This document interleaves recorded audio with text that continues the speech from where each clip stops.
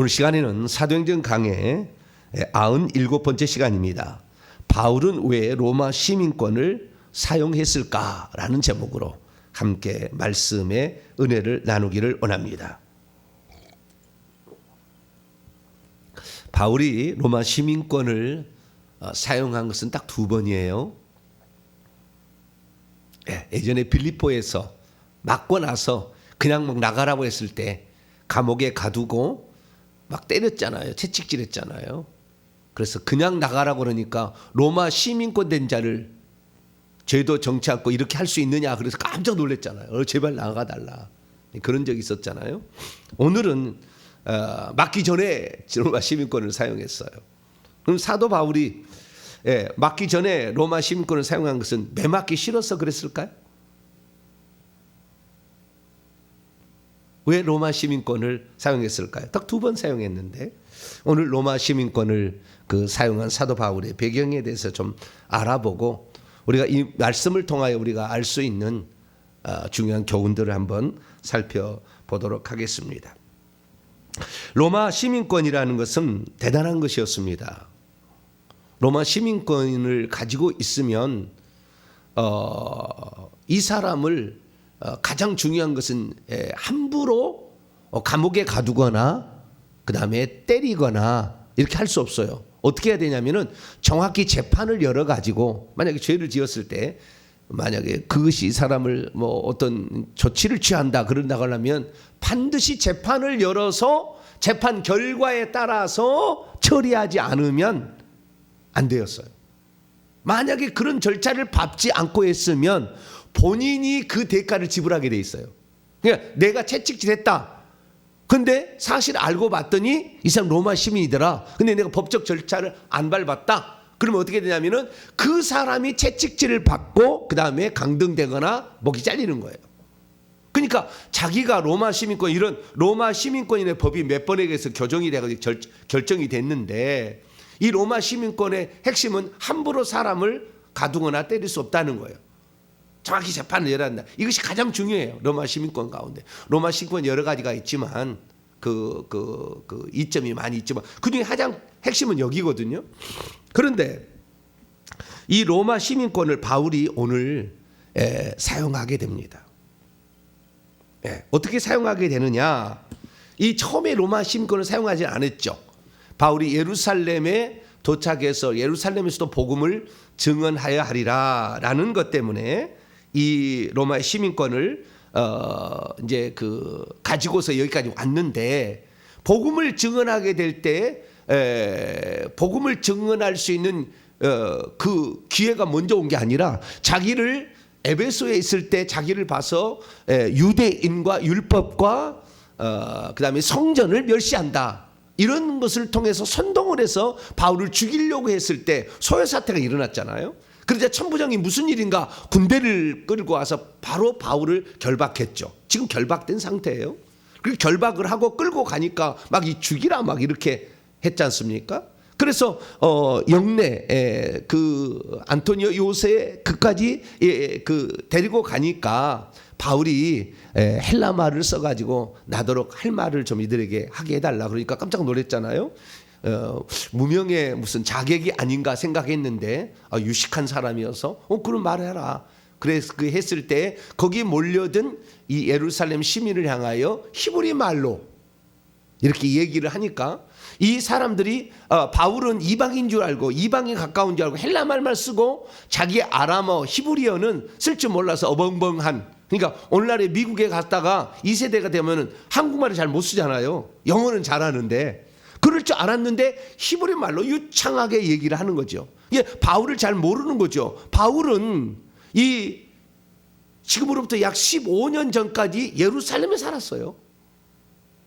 한 15년이 지나서 지금 잘 모르는 거지. 예루살렘에 살아서 예루살렘 가말리엘 문화에서 율법을 공부했던 정통 유대인으로서 이렇게 살아온 사람이었죠.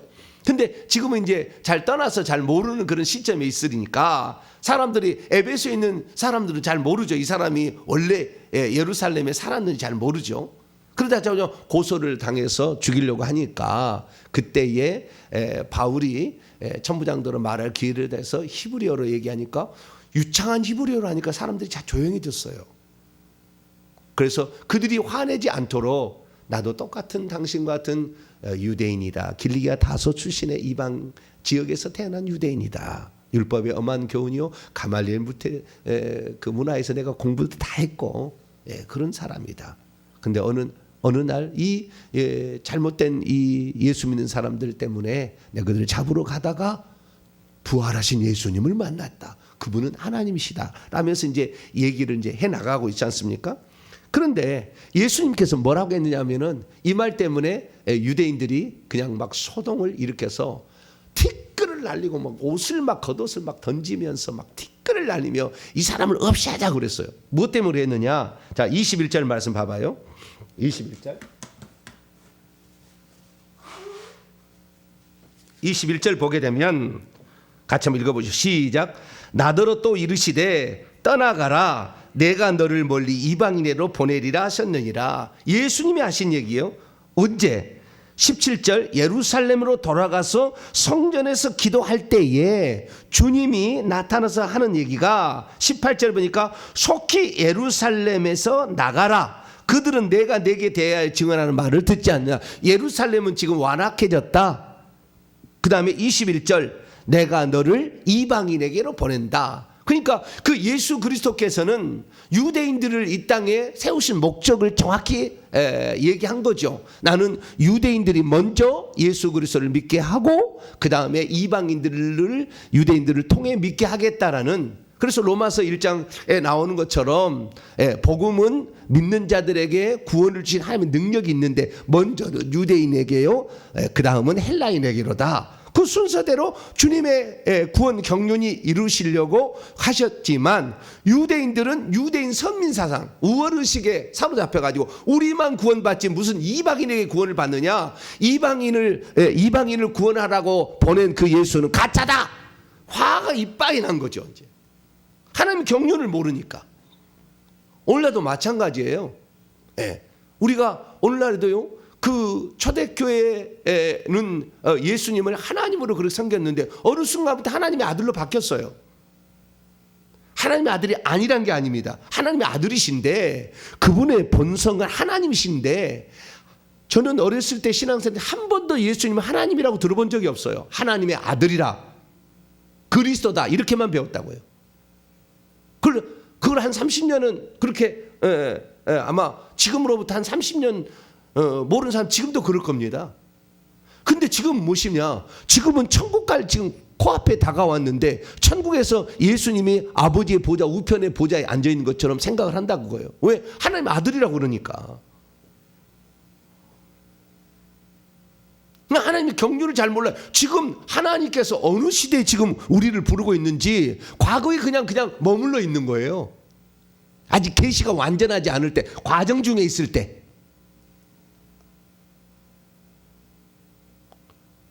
거꾸로도 얘기합니다. 지금은 성령이 하나님이다. 물론 성령님이 당연히 하나님이죠. 하나님은 동시 존재였어서 역사하시니까. 그런데 예수님이 하나님이다. 이렇게 얘기했을 때 예수님이 하나님이다. 틀린 거 아니잖아요.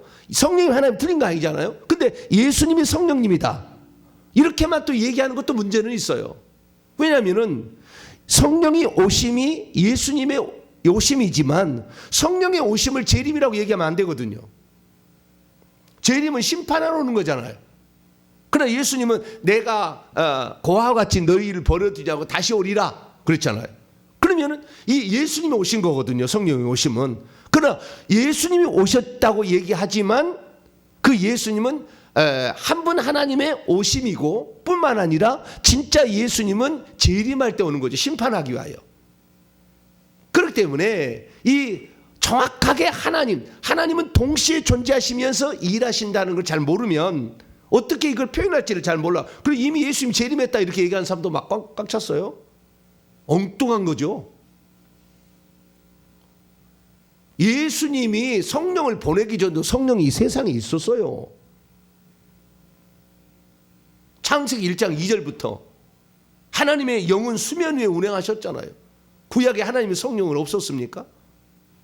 없던 없던 성령님이 예수님 보내서 다시 왔습니까? 동시 존재하는 하나님을 잘 모르니까. 그러니까 이 시대 가운데 이 정확한 하나님의 경륜, 하나님께서 이제는 이방인도 구원할 때가 되었다라고 해서 유대인을 선택했는데 유대인들은 자기만 구원이다 이렇게 착각하고 있는 거잖아요. 그러니까 이방인도 구원하라니까 그냥 화가 이빠이 난 거예요. 왜? 우리만 구원받아야 되는데 무슨 이방인이냐? 이방인을 구원시키는 저 예수는 하나님이 아니다 이런 거잖아요. 그래서 어떻게 되었느냐? 22절 23절 보세요. 이 말한 것까지 그들이 듣다가 소리를 질러야 돼요. 그전에는 얌전히 있었어요. 히브리 방언으로 얘기를 하니까. 이러한 자는 세상에서 없애버리자 살려둘 자가 아니라 하여 원문에 보면 고함을 치면서 겉옷을 팽개치면서 티끌의 공중을 날렸다. 유대인을 무시해? 이런 거잖아요. 꼭 이런 거예요. 오늘날에 잘못된 사람은 삼위일체를 무시해? 뭐 이런 거잖아요. 구원론을 무시해? 한 번 구원 영원한 구원론을 무시해? 뭐 이런 거잖아요. 틀렸다는 건 아니에요. 그게 완전히 틀렸다는 건 아닌데 그 정확한 의미와 그 다음에 그 경륜을 알고 있어야 그 말이 알아야만이 이단에 안 넘어가는 거예요. 왜 지금 개신교가 지금 하나님의 교회 신천 이런데 이단에 확확 넘어가는데 하나님을 모르니까 구원론을 모르니까 이따 인간을 신적 존재로 생각하고 보혜사 성령이 내가 보혜사 성령이 약속된 목자라느니 두 감람나무라느니 뭐 속아선 말이 안 되는 걸 속잖아요. 오직 예수 그리스도 이 땅에 오셔서 33년의 반의 삶을 사시고 지금 하나님 보좌에 앉아 계신 그분이 예수 그리스도, 그분만 하나님인 줄 믿으시기 바랍니다. 다른 건 다 가짜예요. 가짜. 어떤 사람은 피난처 피지러 가서 말세에는 그 피난처를 가야 돼. 우리 주님이 피난처입니다. 할렐루야. 어디로 간다고 해서 피난처가 되겠습니까? 주님이 나를 잡으려 하면은, 나를 잡으러 한 사람의 눈을 멀게 해버리면은 나를 못 잡는 거예요. 때가 안 되면 안 되는 것입니다. 주님이 피난처예요. 할렐루야. 네. 그렇게 우리는 생각해야 돼요. 그런데 여기 보니까 이 사람들은 이 유대인들을 하나님이 선택하신 목적을 모르는 거예요. 그래서 죽이려고 이렇게 했어요. 그리고 이제 티끌을 막 날면서, 그런데 희한한 이야기는 뭐냐면 이 히브리어로 방언하는 아람어 방언을 백부장이 못 알아듣는 거죠. 자기 나라 말이 아니니까, 헬라어만 알아들으니까 잘 못 알아듣는 거. 조금은 알겠지만 못 알아듣는 거예요. 이렇게 유식한 말을 알아듣겠어요? 못 알아들으니까 어떻게 했느냐? 24절 깜짝 놀란 거죠. 이 반응을 보니까 뭐라고 얘기를 하는데 나는 잘 못 알아듣겠는데 사람들이 막 난리가 난 거잖아요. 그러면 이놈이 죄를 지은 모양이다. 즉각적으로 알아차릴 거 아닙니까? 그래서 어떻게 했느냐? 24절 천부장의 바울을 그 진영 안으로 다시 데려가라 명하고 그들이 무슨 일로 그 바울에 대하여 떠드는지 알고자 하여 채찍질하며 신문하라. 이놈이 큰 죄를 지었구나. 채찍질하고 신문하라 라고 얘기를 한 거죠. 그러자 바울이 그 다음에 채찍질하기 위해서 그 다음 가정도 있어요. 신문하라 하니까 그 부하들이 25절에 백부장이 가죽줄로 바울을 묶어서 채찍질하고 묶은 거예요. 기둥에다가 묶은 거죠. 그러니까 바울이 자기를 묶고 있는 그 백부장들을 뭐라고 얘기했느냐? 25절 너희는 로마 시민 된 자를 죄도 정하지 아니하고 채찍질할 수 있느냐라고 말을 한 겁니다. 자, 왜 바울은 여기에서 로마 시민권을 사용하게 된 것일까요? 첫째, 유대인들이 당장 지금 죽일 참이었잖아요. 그죠? 유대인들이 바로 지금 직결 어떤 처형을 하려고 막 했던 거잖아요. 두 번째는 천부장은 이가 잘못을 무슨 범죄를 정해서 죄를 범해 가지고 사람들이 그런 모양이다 하고 이놈을 채찍질해서 저 분위기를 좀 달래주자라는 그런 마음으로 지금 채찍질 하려고 하는 거예요. 그러니까 천부장이 지금 바울은 지금 로마 시민인데 로마 시민이 아닌 죄도 정하지 아니한 채 어떻게 해요? 공회도 열지 아니하고 죄도 정하지 아니한 채 이 사람을 지금 채찍질해서 죽이려고 하는 거잖아요. 그러니까 바울은 이건 아니다 싶어서 드디어 이 채찍질 못하도록 이렇게 로마 시민이라는 얘기를 했습니다. 죄도 정하지 않다 해서 정식 재판도 열지 아니하고 선교가 내리기 전에 결박하고 채찍질하는 것은 불법이라는 것을 누구보다도 로마 시민된 사람은 다 알고 있었죠. 그래서 백부장이 이 일을 듣고 깜짝 놀랐죠. 첫째, 결박한 거 불법이었죠. 두 번째, 채찍질 하려고 한 거 했다가는 큰일 날 뻔했죠. 근데 채찍질 하려고 했던 것까지 지금 불법적으로 지금 될 수가 있잖아요. 그러자 백부장이 즉시 가서 천부장에게 말합니다. 이 사람이 로마 시민이라고 합디다. 그러는 거예요. 저는 그래서요, 로마 시민이라니까 오늘날에 로마 시민이라고 한다면은 포켓을 꺼내가지고 로마 시민권이 이렇게 우리가 주민등록 막 있잖아요. 이런 거 꺼내가지고 이렇게 내가 로마 시민이요 이렇게 얘기할 수 있나? 나는 어떻게 로마 시민을 주장했지? 로마 시민이라고 뭐 이마에 써진 것도 아니잖아요. 그럼 로마 시민을 어떻게 주장했지? 여러분, 로마 시민권 어떻게 주장하냐면요, 로마 시민이라고 로마인들은요 35개 귀족이 있답니다. 35개 귀족이 있는데 거기에 로마 그 가문 안에 자기가 들어가는 거예요. 자, 23장을 넘어가 봐요. 26절을 보면 글라우시오 루시아라고 나와. 이름이 글라우디오 루시아, 그죠? 여기 보면 글라우디오 루시아. 이 글라우디오 루시아는 뭐냐면 바로 지금 천부장이에요. 천부장. 바울에게 채찍질하라고 명했던 천부장이 이름이 글라우디오 루시아예요.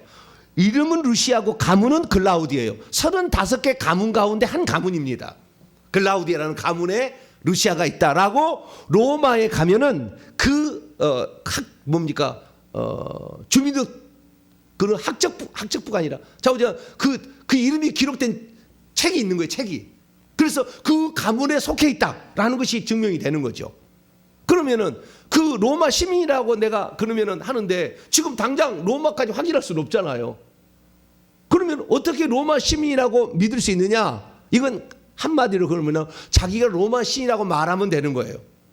그러면은 로마 시민이 만약 아닌데 로마 시민하면 직결 사형입니다. 제가 로마 시민이 아닌데 나는 로마 시민이야 이럴 때 어떻게 된다고요? 직결 사형. 그건 직결 사형 되는 거예요. 근데 로마 시민이라고 하는, 그러니까 함부로 로마 시민이라고 절대 못하는 거예요. 죽음을 각오하고 해야 되는 거예요. 그런데 그걸 함부로 얘기하겠어요?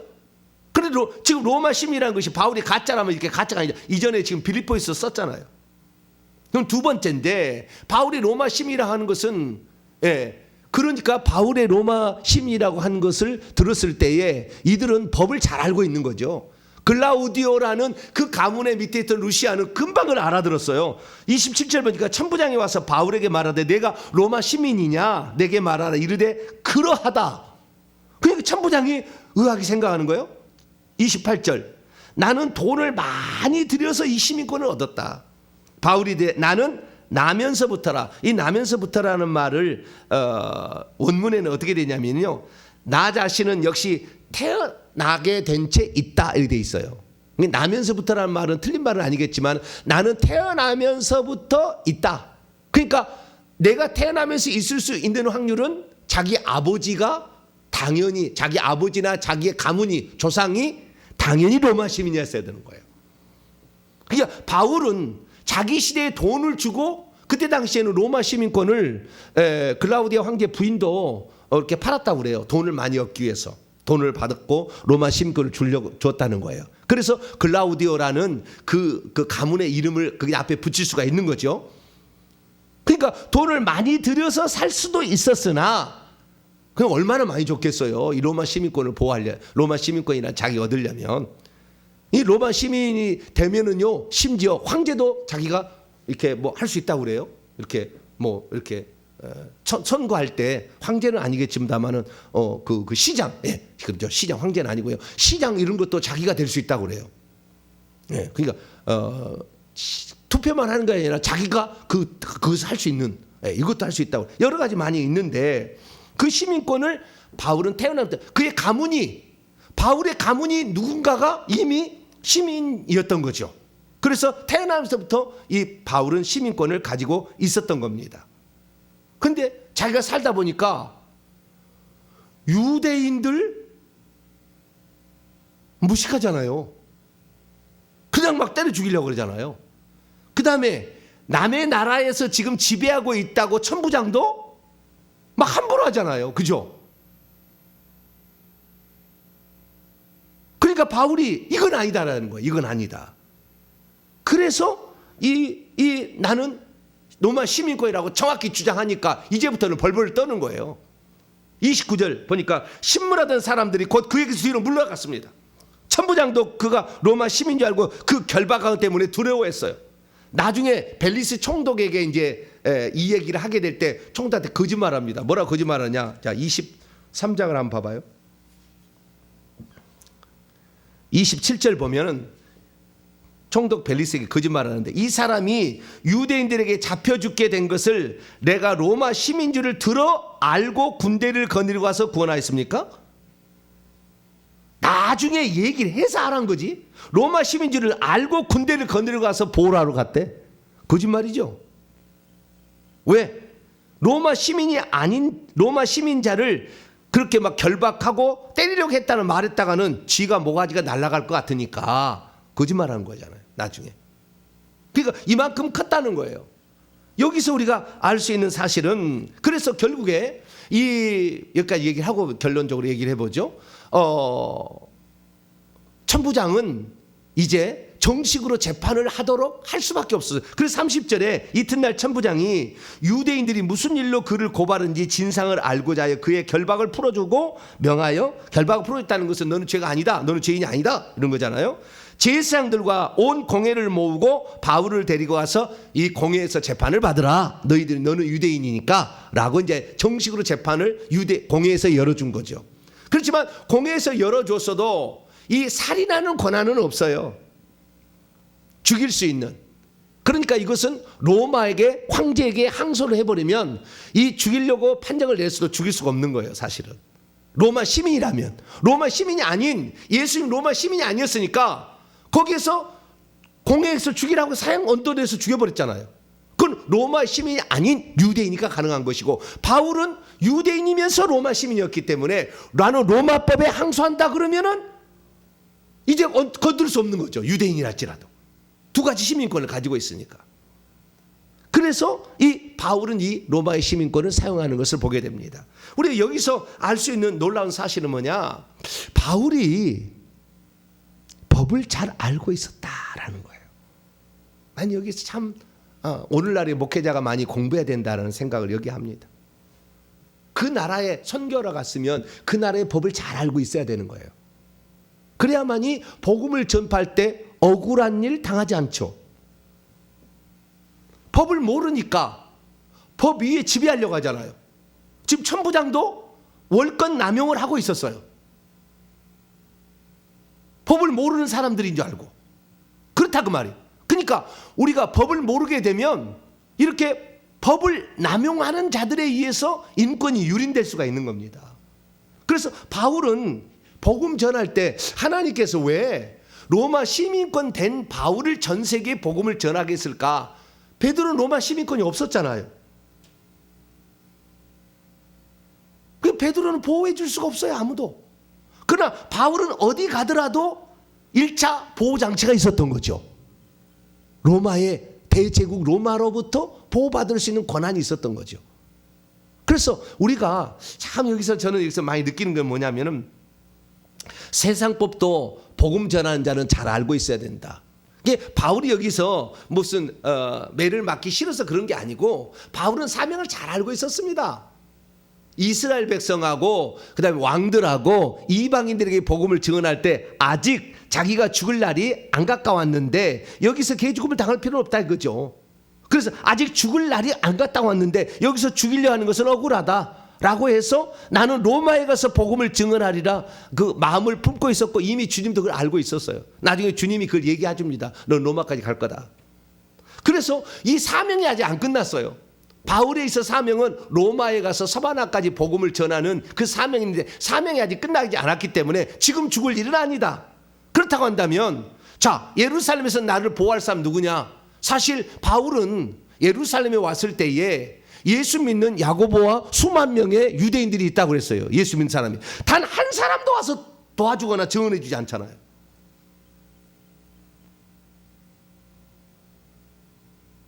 아무도 바울을 보호해 줄 수 없는 상황.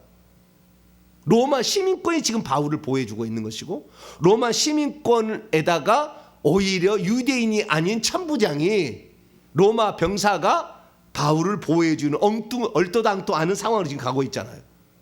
그래서 야, 우리가 복음을 전할 때 이 법을 잘 알고 있어야 된다. 그러면 법을 남용하는 자들에 의해서 막 엄포를 놓으면 꼼짝 못해가 복음을 못 전하는 거잖아요. 근데 바울은 당당했어요. 왜? 내가 복음을 전하는데 이 공회에도 전해야 되고 총독 앞에도 해야 되고 베스도 앞에서도 해야 되고 아그리파 왕에도 해야 되고 장차 로마에도 가야 되고 그걸 다 알고 있는 거죠. 할 수 있는 권한이 뭐라는 걸 알고 있었죠. 그리고 바울은 이 헬라어를 쓰는 것을 천부장에게 이용해서 한번 발언권 얻은 적도 있잖아요. 그래서 하나님께서 제가 봤을 때 하나님께서는 그 사람이 잘할 수 있는 어떤 것을 쓰게 하심으로 복음 전파에 그것도 도구가 되게 하신다. 그걸 느끼는 거예요. 그래서 어떤 사람은 이 언어를 많이 아는 사람이 있어요. 헬라어, 라틴어, 뭐 영어, 그다음에 독일어, 뭐 이거 다 한 5개 국어를 기본적으로 하는 사람도 있더라고요. 오, 신기합니다. 그러나 잘하는 사람이 있어요. 언어를 잘하는 사람. 그런 사람은 그 방면에 하나님께 쓰임을 받아야 되는 거예요. 그걸 쓰려고 하나님이 그 언어를 잘 하게 하는 거 아닙니까? 박사학위를 지녔으면 박사학위를 쓸 줄 알아야 되는 거죠. 그냥 아무 의미 없이 박사학위가 필요한 거 아니잖아요. 그런 필요 없죠. 박사학위 쓰려면은. 그런데 로마 시민권 하나님께서 왜 바울을 선택하셨는가? 아니 바울을 그 로마 시민권 유대인의 집안에 보내셨는가? 그것은 로마의 시민권도 네가 복음 전파할 때 필요할 때는 쓰라. 그러고 이것을 허용한 거 아니겠습니까? 그렇기 때문에 우리에게 주어진 거 얼토당토 없는 이런 그 남용하는 사람들에게 법을 정확히 알고 있으면 이건 이거 딱 하면 당당할 수 있잖아요. 그래서 야, 비굴하게 살려줍시오 이게 아니잖아요. 이 앞에서. 그래서 복음이 위대한데 그 앞에서 비굴하게 나오는 것보다는 바울이 로마 시민권을 사용하여서 복음을 전파하되 당당히 전할 수 있도록 하나님께서 허용했던 그것을 지혜롭게 바울은 사용했다. 이렇게 볼 수가 있게 되는 것이죠. 그래서 하나님께서 쓰시는 사명자들은 언제 어느 때인지 보호받을 수 있도록 여러 가지 장치를 다 마련해놨다. 그래서 위기상황마다 그것을 쓸 수 있도록 하나님이 다 해놓은 것이다. 그 사람을 하나님 불러서 쓰신다. 그래서 오늘날에 우리에게 주어진 특권 또는 우리에게 권리 이런 것도 잘 알고 있어야 해서 우리가 이런 일들을 억울한 일을 당하지 않도록 이렇게 잘 이렇게 해나가는 방법들도 알고 있어야 돼. 저도 처음에 유튜브 방송이 이렇게 잘못되었을 때 이 한국에 있는 구글 콜에다만 얘기하니까 안 돼요. 미국 본사에 구글 콜에 하니까 되는 거예요. 법을 잘 알고 있어야 되는 거예요. 그 법을 잘 모르니까 그냥 무시해도 그냥 무시당하는 거예요. 이야, 그래서 이 실제적으로 우리가 세상 돌아가는 법도 많이 알 필요가 있다. 여러분도 많이 알고 아는 것을 통해서 또 복음을 잘 증언하는 도구로 사용할 수 있게 되기를 간절히 바랍니다. 그러고 하신 하나님 감사합니다. 바울을 아무도 도울 수 없는 상황에서 바울의 부모 때부터 아니 그 조상 때부터 갖고 있던 로마 시민권이 바울을 이렇게 귀하게 그 어려운 순간에 살릴 수 있도록 장치로 사용되어졌습니다. 하나님 아버지, 우리에게 필요한 어떤 거 하나님 주셨는데 복음 전파를 위해서 지혜롭게 잘 써서 복음을 비굴하게 전하지 아니하고 당당히 전할 수 있는 우리 모두가 되게 하여 주시옵소서. 우리 주 예수 그리스도의 이름으로 기도하옵나이다. 아멘.